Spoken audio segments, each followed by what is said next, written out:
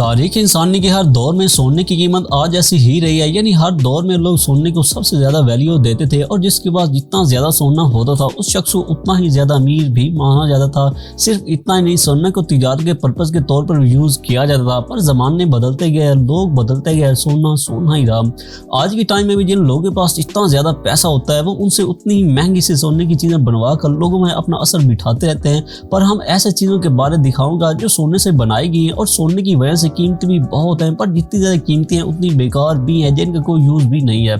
Kangaroo coin جسے ایک Australian company نے بنایا تھا، یہ کوائن پوری طرح سونے سے بنا ہوا ہے۔ اس میں سونے کی مقدار 99.99% ہے۔ اس سکے کو پوری طرح ہاتھوں سے بنایا گیا اور ایون اس کی سنگل ڈیٹیل کا بھی خیال رکھا گیا ہے تاکہ دیکھنے میں بہت ہی اچھا لگے۔ اس سکے کو بنانے میں کافی عرصہ لگ گیا تھا۔ اگر اس کے سکے کے سائز کو دیکھا جائے تو اس کی موٹائی 5 ہے جبکہ اوورآل ہائٹ ویٹ 2.7 فیٹ ہے۔ اسی وجہ سے اس کا وزن 1 ٹن ہے اور اس کی قیمت آلموسٹ 6 ارب روپے بنتی ہے۔ اس کی ایک سائڈ پر ایلیزابتھ II اور دوسری سائڈ پر کینگرو کی تصویر بنائی گئی ہے۔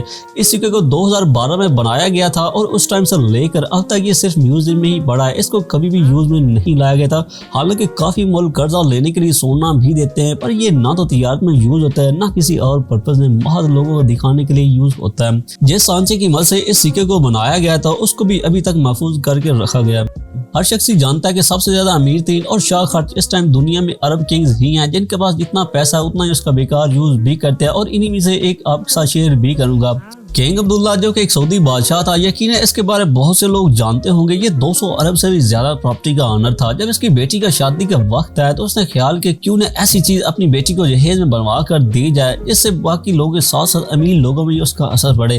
اس لیے اس نے سونے کے ٹیلر بنوا کر دیا۔ یہ پوری طرح سونے سے بنا ہوا تھا، ایون اس کی دیواریں، کمپاؤنڈ، ہر چیز سونے کی تھی۔ صرف اتنا ہی نہیں، اس نے اپنی بیٹی کو سونے کا ایک ڈریس بھی بنوا کر دیا جو سونے سے بھرا ہوا تھا۔ اس کے ساتھ ساتھ اس نے سونے سے بنے ہوئے ہار بھی پہنائے۔ ہار وغیرہ سمجھ میں آتے ہیں، جو استعمال میں تو آتے ہیں، پر سونے کی ٹائر تو محض شو آف کے لیے بنوایا گیا تھا جو کہ پوری طرح حماقت ہی تھی۔ ایک ٹوائلٹ پیپر بھی آپ کو دکھاؤں گا جو سونے کے بنا ہوا ہے، جس کی قیمت 35 کروڑ سے بھی زیادہ ہے، جسے لوگ ہاتھ لگا کر پھینک دیتے ہیں۔ اس کے بارے دیکھنے سے پہلے اگر آپ بغیر سبسکرائب کیے اس چینل کی ویڈیو دیکھ رہے ہیں تو پہلے ویڈیو کو لائک کرتے ہوئے چینل کو بھی سبسکرائب کر لیں اور ساتھ موجود گھنٹی کے بٹن کو لازمی پریس کریں۔ اگر آپ یہ ویڈیو فیس بک پر دیکھ رہے ہیں تو ای بک اسٹور پیج کو لائک کرنا مت بھولیے گا۔ ایک سٹینڈرڈ گولڈن بار جو عموماً ڈیفرنٹ کنٹریز کے درمیان مختلف تجارتی حصول کے لیے یوز کی جاتی ہے، اور اس کا سٹینڈرڈ ویٹ اس لیے 12 kg تک ہی رکھا گیا ہے۔ اس وجہ سے مختلف سوشل میڈیا اور موویز میں ایک جیسی گولڈن بار دیکھنے کو ملتی ہیں۔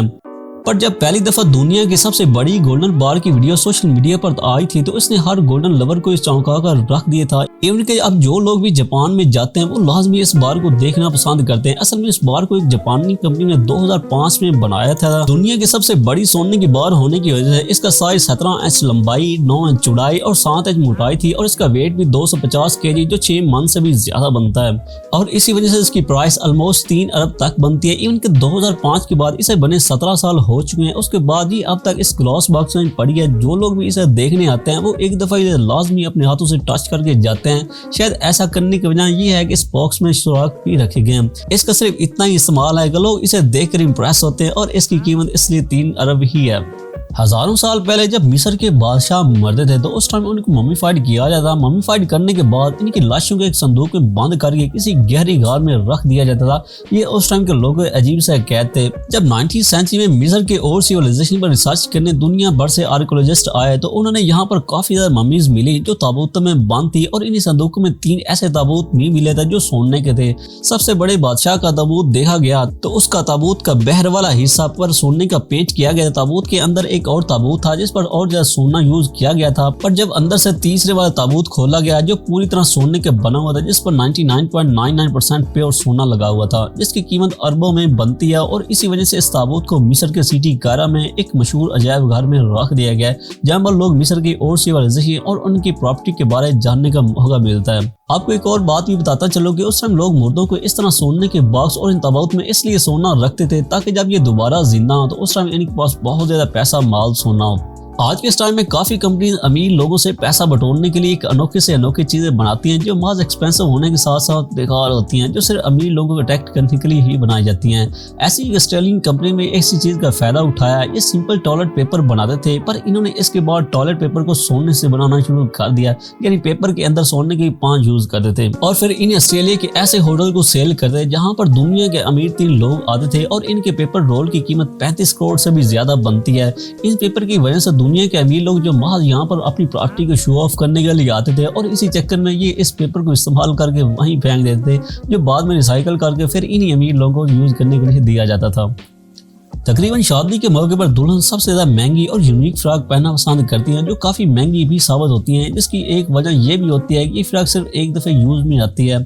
پر کچھ ایسی دلہن بھی ہیں جو باقی دنیا کی وومن میں سب سے الگ اور مہنگی فراق کی شوقین ہے۔ اس کے لیے ایک جاپان کی دلہن نے دنیا کی سب سے مہنگی فراق سلوائی تھی، جو سونے کے دھاگے سے بنائی گئی تھی، اور اس فراق کے اوپر سے خوبصورتی کے لیے سونا یوز کیا گیا تھا۔